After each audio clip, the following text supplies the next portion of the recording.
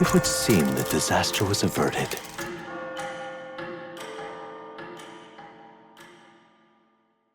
Today is the day of the big announcement as me and Stroll are inside the inn, talking mainly on how big this is going to be, which we'll just have to wait and see as some time passed and Hulkenberg entered our room. She tells us the church has chosen to recognize the face's words as crown sent and will abide by them.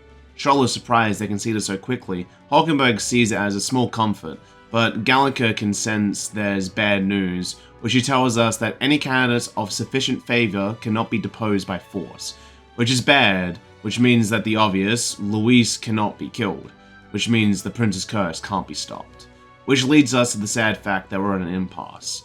But that can wait as Fabian enters our room in a rush, asking if we've seen Maria. She's missing, and she wouldn't do that without telling anyone. That had us worried, Yellow and Fabian, so I agreed to look for her, which she's thankful for.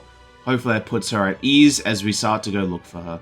We ask around, they slowly gave us some possible hints, which led us to the stones where the candidates are shown, and the guard tells us that they're in the cathedral, and he let them in since she would find another way.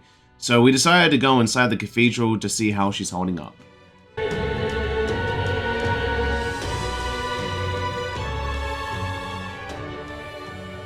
Huh? Why? Everyone was worried about you. Sorry. Papa hasn't come home. And I always come here whenever I'm feeling lonely. One time he came here to get me. I remember because he called my name. But I pray. And he still doesn't come back. Maybe because the cathedral is broken? Maria. Miss Fabienne says Papa can't come home anymore. But I know Papa's gone away. He's gone somewhere I'll never see him again. Hasn't he? It's going to be so lonely. The loneliest it's ever been. But I have to be strong, don't I? But if it gets any lonelier, I don't know if I can do it. I'm sorry. I promised we'd all come back together. Why does everyone always leave? Mum was sick. The king and prince are gone. And now Papa? Why does everyone always leave? Is it my fault? I really did my best to be a good girl, but... It's our fault. What? How? You? Listen to me, all right? Your father, we were with him, but... I remember Papa saying something like that. He said, a really bad man might be our king. Is that part of it? It'll work out somehow. I hope the next king is as nice as you. Then maybe things won't always be so sad.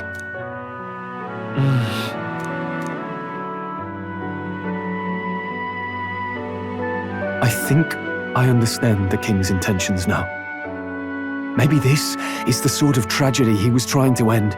Maybe he wanted a world where the crown goes to one who acts like a king ought to.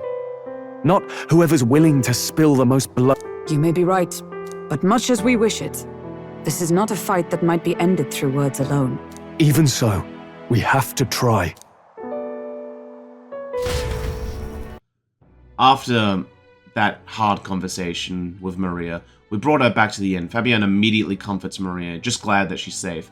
Maria apologizes and then says she's hungry.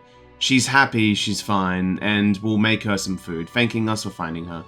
With that, we're left to comment on how strong she truly is. Sadly now, we're left on how to deal with Luis. Gallica wishes she could report back, but the prince is still asleep and we're running out of time. We are left with little options on top of all the new candidates flooding in and the likelihood of the church rigging it in their favor. But Hulkenberg thinks we should just content ourselves with rest and recovery, which I can agree with for the time being. It's late at night and Stroll is unable to sleep, thinking about things, thinking he's just running in circles again with his thoughts. So I think I'll hear him out. He thanks me, calling me his type of strange, and brings up the book I have on me at all times. I ask if he would like to read it, and he agrees since we finally have some room to breathe.